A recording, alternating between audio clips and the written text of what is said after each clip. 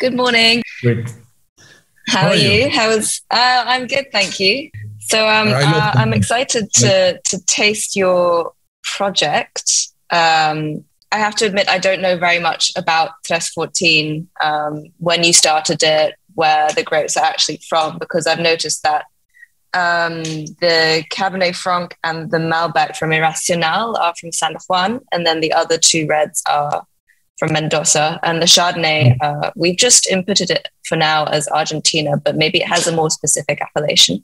The project started in year 2009, so it's almost 13 years since we started, and it started at home. That's why we call it garage wines, because here in my home we started to produce wines in our garage.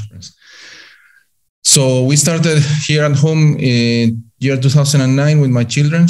I brought some grapes from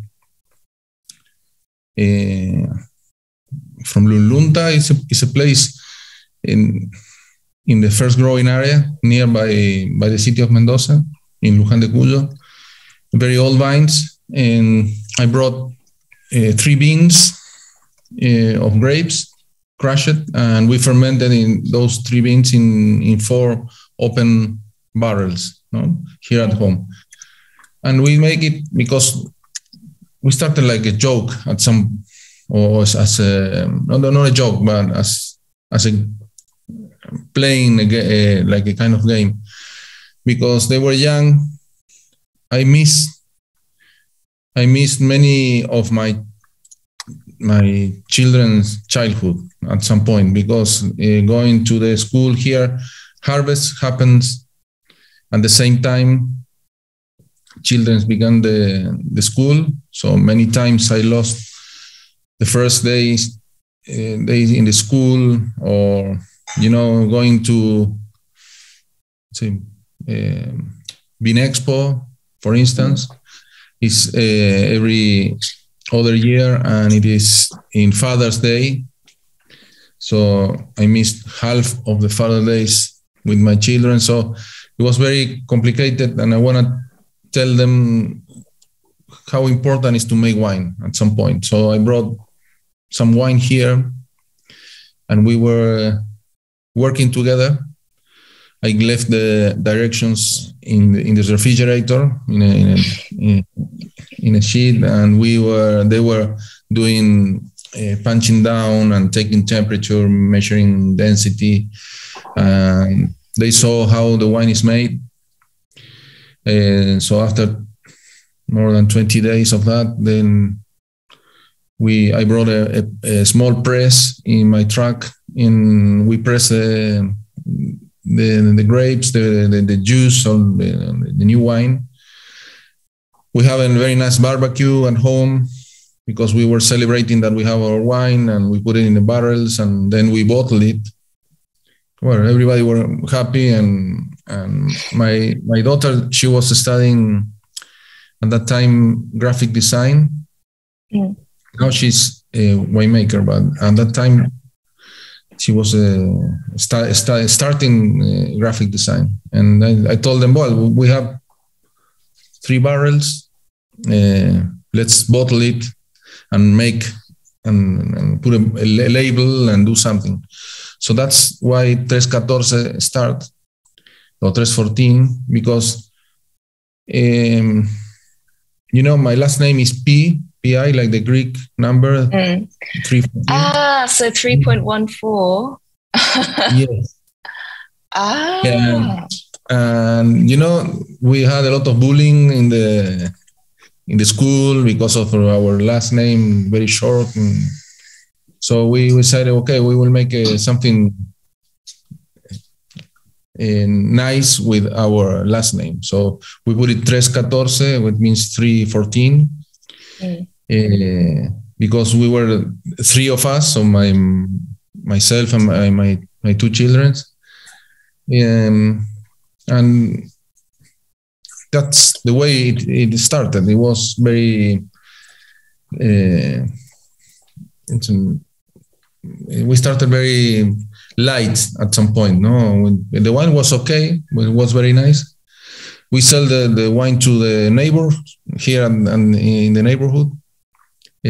Some others to a colleague of mine in Buenos Aires, which later he was the president of the International Association of Sommelier, International Sommelier Association. And after the second harvest, we launched the Imperfecto, which again was something related to the numbers. No? There are some kind of numbers which are perfect and others which are not. And we play with that because we did a co-fermentation of Malbec with Cabernet Franc, and it's not 100% Malbec. So we call it Imperfecto because it's not pure Malbec. And a couple of years, in 2019, we went to Varietal, to this place in up in the mountains, where the viticulture is very small and under development, and we produced the Malbec, the first Malbec, in 2019. And we name it Irrational because, in fact, 314, 16, etc. The number is an irrational number. The project is quite young and small because all the time I was in the group, I wasn't allowed to produce big volumes, so we were allowed to produce only 4,000 liters of wine of every single, so it's less than 500 cases. And this is what we do. We do a very tiny production. Shall we taste your wines together? And you can tell me a bit more about them individually. We start with the Chardonnay? Mm-hmm. So I have the Irrational Chardonnay 2021. Yes, this wine was grapes coming from Gualtadari. It's a vineyard which is the front door of Bember is this vineyard, and it's older or the same age as the Bember. I tell the Bember family to buy the Bember vineyard because I knew the grapes from this other vineyard, which is nearby, and the quality was fantastic. So, how old are these vines? These vines were from 2002. And they were fermented in a small foudre of 1,000 liters with a wild ferment, which is the way I like. And it was aged during 11 months in the barrel. Then we bottle it. Am I getting this correct? You bottle it and then you send it to Tierra del Fuego, and then you submerge it underwater, so it ages in bottle underwater for how 6 long? months. 6 months. And where did you get that idea from? It's a crazy story, but there is a wine in Galicia. The name is Sketch. Raúl Pérez is the winemaker, and he make an Albarino submerged in the Rías Baixas in Galicia. So I said, okay, why we are not doing something with the Chardonnay, but going to the end of the world and doing something like this? Very, very cool water. The water there, it's something like 5 Celsius. So it's a different place. And I take the idea from him. It's not my idea. It is his idea. But the idea was to do it in the opposite side of the world. And I think it's gonna be something unique. That's the idea. And is this the first vintage of the Chardonnay? Yes, 2021. That's why we don't have the label. The idea is to have a style very Burgundian at some point. Yeah, it's quite toasty, but also with minerality. So I'm getting like some almost roasted espresso and toast and burnt lemons and grilled pineapples and some flint. The mouthfeel, because it has this very fresh acidity. Very juicy. It has a slight salty character as well. Then let me know what we can go to the Cabernet Franc or the Malbec. I think maybe the Cabernet Franc Irrational, followed by the Malbec Irrational. Okay. This Cabernet is from the same vineyard as the Malbec. I usually add some Cabernet Franc, as we were talking yesterday, into the Malbec, because I love the combination. This particular place is at 1,650 meters, so it's very, very high altitude. It's a place, one day, I hope you can see it, because it's a place where we have the National Astronomic Observatory. So the sun is, the sky is so clean, and especially at nighttime, you can see some beautiful skies, without any clouds.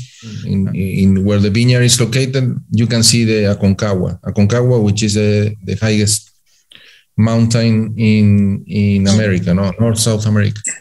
And you can see it because it's so close. From Mendoza, it's impossible. You have to go very, very high. I realized that the wine has so nice character, very fruity.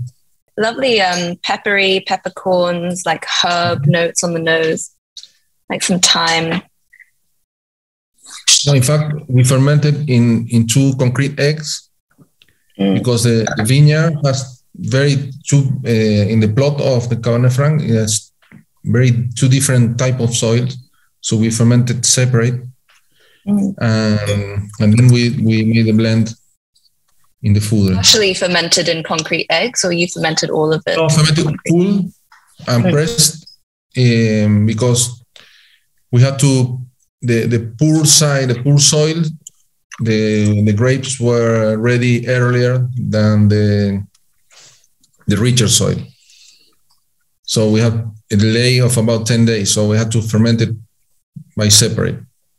It's very fruity, but the tannins are surprisingly firm, I would say.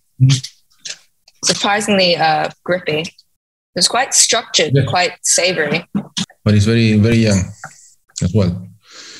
But we will do it in this way because I think I don't want to lose the fruit character of the wine. The nose is very charming, and I like it.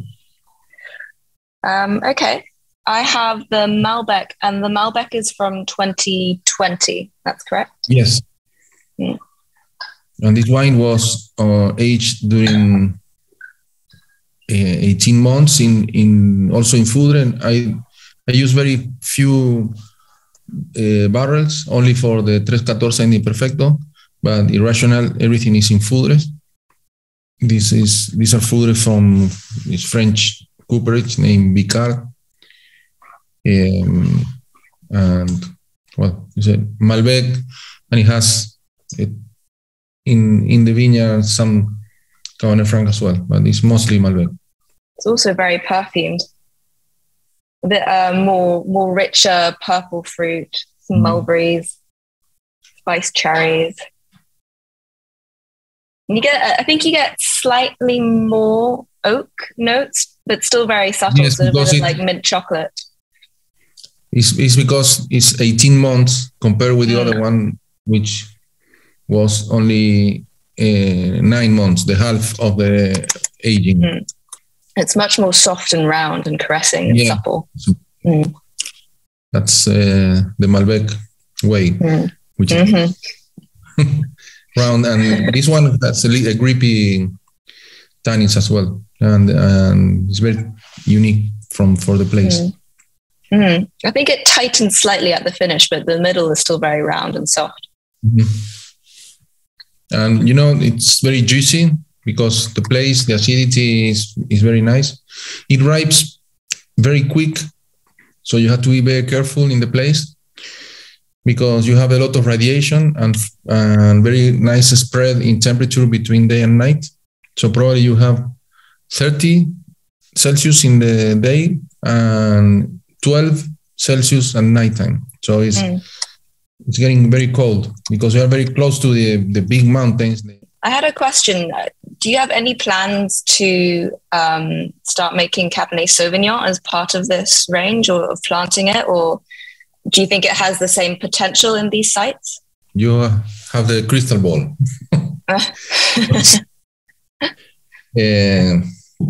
Today, I picked the Cabernet Sauvignon from this is from Altamira. So I have they receive it this afternoon, and we will ferment it tomorrow. I will keep it today because it arrives late this afternoon, and tomorrow I will go to the winery to crush it, and we will ferment it in stainless steel. I love Cabernet Sauvignon. I was dreaming to do a Cabernet Sauvignon. I believe that the future for Argentina is more in the Cabernet side than other grape variety. It will be probably Cabernet Sauvignon or Cabernet Franc or a blend of both. But I truly believe that we have fantastic Cabernet Sauvignons.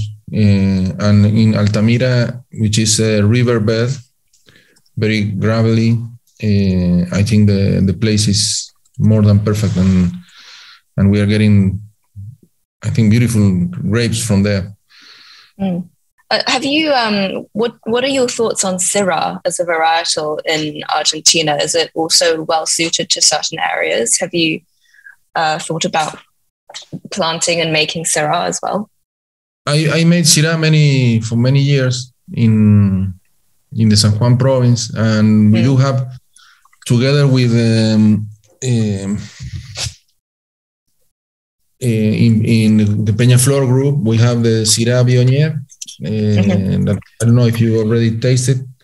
The Trapiche. The Trapiche, and Sky Syrah Viognier that we started together with a winemaker from Santa Barbara County in California.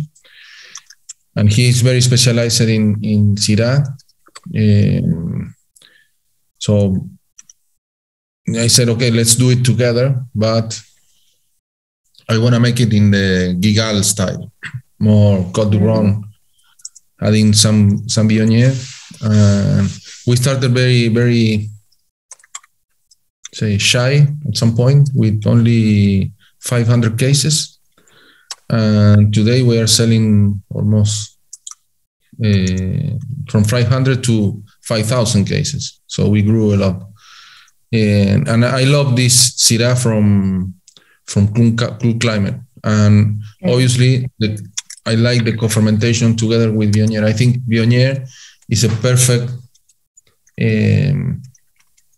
white grape variety to do co-fermentations because it adds those notes of white pepper and apricot, which goes very beautiful with the red fruit of the wine. So yes, I like Syrah. I've been doing Syrah. So the one that you tried was made by me, and I made it till harvest 2021, and I think you tried it 2019. I still involved in the Sky project for the Peñaflor group because they have my signature in the label. So I still have to do that. But as a red variety, how well do you think it has adapted to high altitude sites in, say, Mendoza or San Juan even? Yeah, both places I prefer the Syrah more from high altitude than the lower altitude. Syrah behaves completely different if you grow it in a warm place, let's say in the lower central Mendoza Valley. That means 600 meters or 600 meters in San Juan province. It ripes very, very fast, and you get very high alcohol level, and sometimes shrivels the berries, and you have this kind of meaty character of the Cabernet, of the Syrah. No, this blood sausage, some spices, but some meat at the same time. Do you think Syrah also has a future like Cabernet Sauvignon? Do you think it will become more popular, more planted?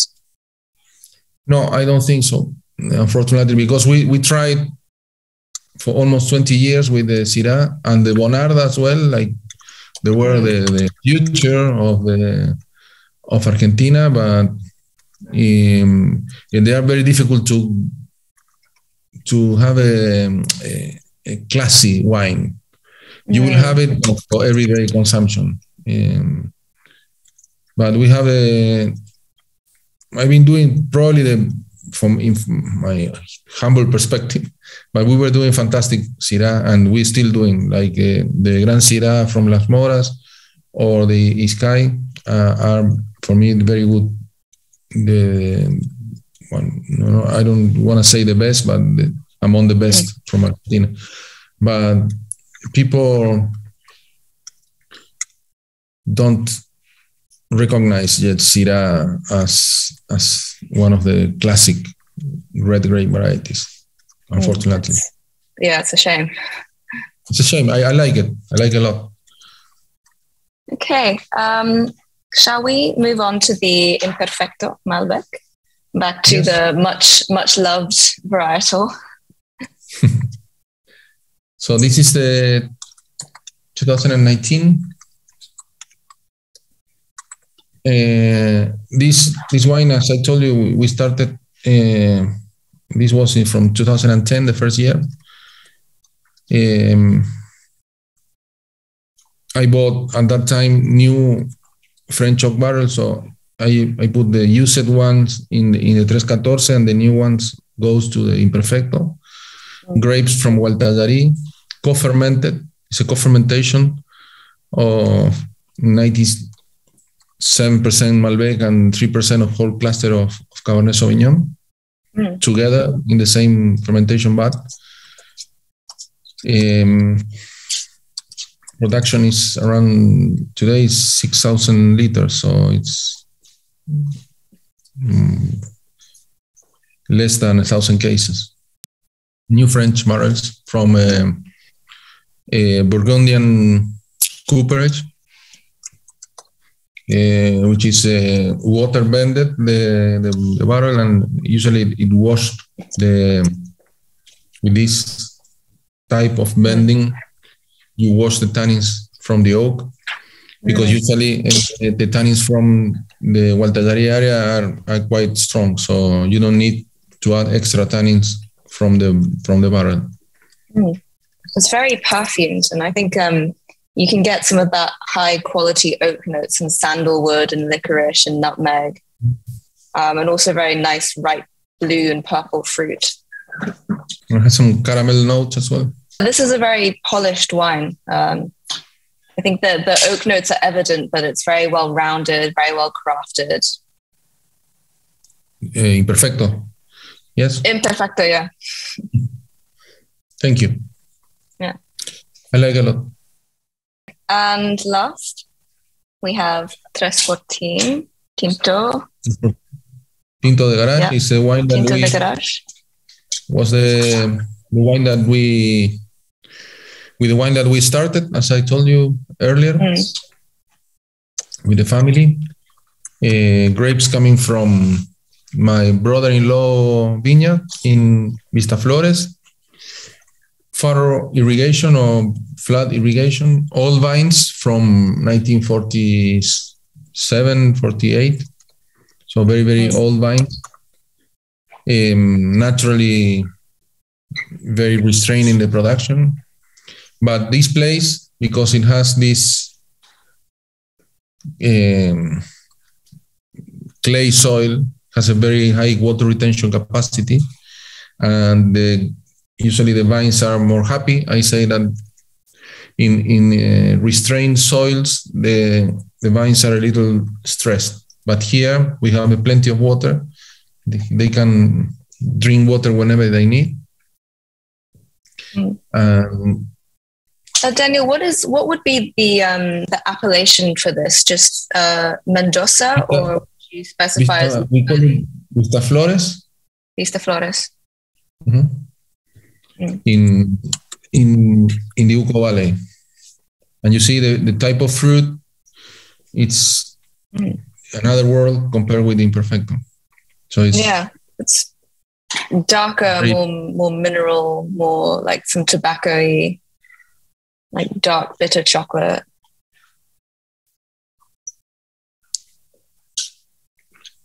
Not quite as obvious as the Imperfecto, I think. We made it in honor of the classic Malbec style of Argentina. It's very, very silky on the palate. Very seamless tannins. This is because of the soil. The soil is different, and the grapes are not very stressed.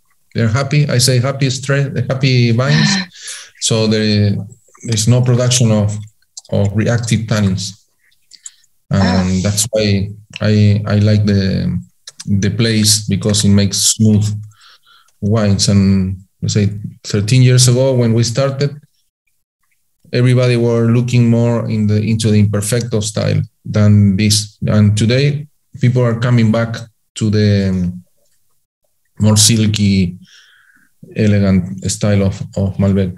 There's that silky quality in the Tinto de Garage that I didn't really get in the Imperfecto. The Imperfecto was very, very polished, very creamy, but just a different style. Yes, there are two different styles. That's the idea, to make different things. You have the Irrational, the Imperfecto, the 314. There are three different Malbecs, very, very different, from very different places as well. And everyone reflects one style, which is very interesting from my point of view, of the creative side of the winemaker. You always have a creative side. You want to make something different and distinguished. And through the years, you want to make it to make the consumers feel the difference, because sometimes you explain them a lot and they don't feel the difference. But I'm very honest with the consumer, and this is what we have, and you can feel it. Yeah, if the consumers want a slightly more New World Napa style, they will go for the Imperfecto. If they want still quite a rich and concentrated, but more classy and somehow more subtle style, then I think the Tinto is the one they would go for. I hope so. Yeah. And just another question. So you make a Chardonnay. What do you think about the future of white varietals for Argentina? Do you like Torrontés? Do you think there's still a future in that, in terms of what people want, in terms of climate and other varieties? Or do you think maybe Chardonnay is the way forward? We have, fortunately, the Torrontés, which is our native grape variety, the only one, which is a natural crossing between Criolla Chica and Muscat Alexandria. But all the aromatic grapes or wines, aromatic wines, obviously are more niche, not mainstream. We tried to make it for many years, at El Esteco, more elegant at some point. I think that the old vines in El Esteco, I'm talking about my work and my love, which is all the time I spent in Peñaflor, which was over 30 years. But we struggle a lot to change the mind of consumers regarding Torrontés. Instead of making so aromatic and make it subtle, and it goes beautiful with the Thai cuisine, Torrontés, especially the one which is coming from up in the north in Salta, in Cafayate. But again, it is a variety for people who are looking for Gewürztraminer or Grüner Veltliner or those styles of aromatic white wines, which are not very frequent consumers, let's say. But the other grapes that are growing beautifully, and I will do some new plantings, is all the other Rhone varieties like Roussanne, Marsanne, which I think it's a kind of coming back on those grapes, ancient grapes. Daniel, that was wonderful. Thank you for sharing with me. Thank you for your time. It's a very nice pleasure to meet you. And you. Thank you. Take care. Ciao, ciao.